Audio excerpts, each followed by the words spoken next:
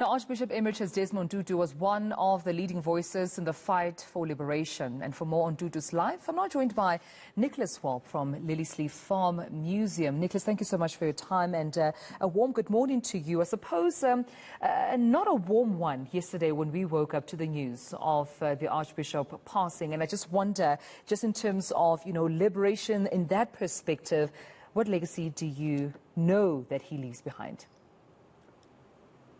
Good morning, and thank you for this opportunity. I think the passing of Bishop Tutu really brings to an end an era of unique leaders who were able to talk truth to power, who were able to stand up and express the vision of what the liberation struggle was all about. We talk about Liliesleaf as a place that symbolizes the essence of the struggle.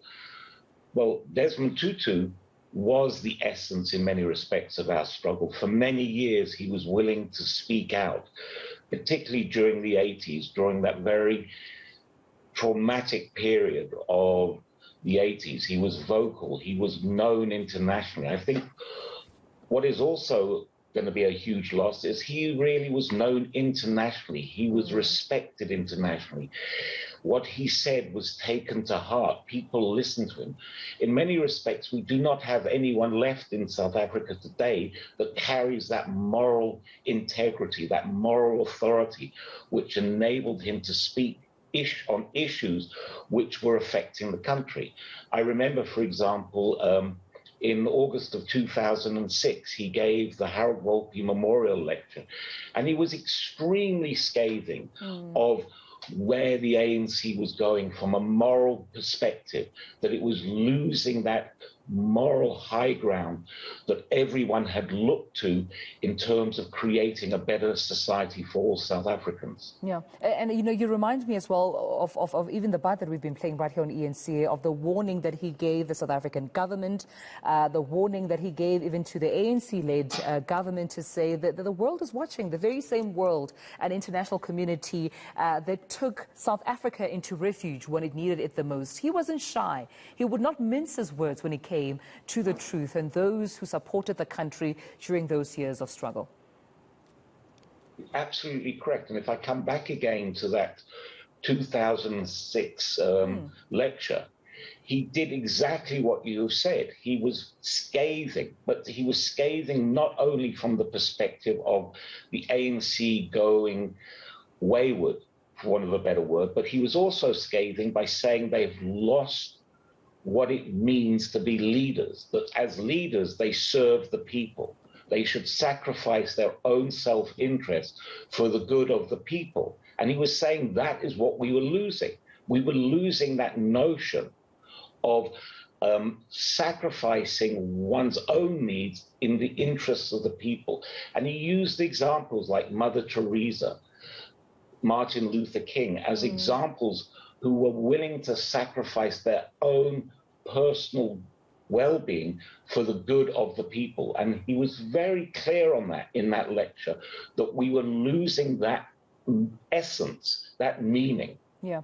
I went through, a picture of him walking in Liliesleaf Farm and giving David Cameron a tour back in 2011. And, Nicholas, I was just wondering that obviously, a museum that signifies so much history in the country. I just wonder if you had the opportunity to engage with him upon the closure of Liliesleaf Farm, if you had any interaction on the work that perhaps he continued to do with Liliesleaf Farm.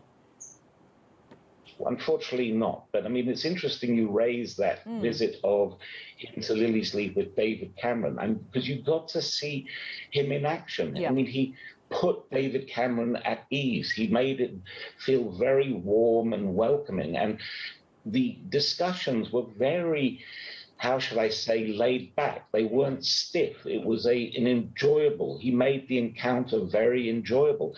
And it was very relevant for him to be there because of what he did. And he represented, in many cases, the essence of Liliesleaf. He was one of those people who put aside his own self-interest and engaging with David Cameron. He engaged with him on a particular level which was more humanistic in many respects than that kind of stiff political engagement that one has come to expect of how leaders engage with each other. Yeah. And it was a very relaxing, easy-flowing conversation, and he was also extremely jokey. And it was just wonderful watching him, how he put David Cameron at ease and how the conversation flowed from there. Yeah, absolutely. I mean, every time one pays tribute to him, you can't miss the word humor out of how they would describe him as a very humorous man, wholesome individual who cared deeply, was completely compassionate as well. And I just wonder, what work do you think then lies ahead, Nicholas? How do we then pick up from, the baton that he's left behind? That's a very interesting question, and I must be totally honest with you. I don't have the answer, because we're going through a period where we are losing the very essence of our struggle and the meaning of our struggle, the historical sites that play such a key role in keeping that morality of what our struggle was about is fading. We are finding ourselves being pushed ever closer to the periphery of the mountaintop. And I'm very concerned that we may fall off that mountaintop eventually. And I always am reminded of the kind of poem by Martin Niemöller, who was a German Lutheran during the Second World War. And he talked about, his poem was about, they came for the communists, I did nothing. They came for the socialists, I did nothing. And eventually they came for me. And there was no one there to speak out for me. And I've turned it around and said, if we do nothing, there will eventually be nothing that will represent our struggle. We need to stand up and take account of where we are.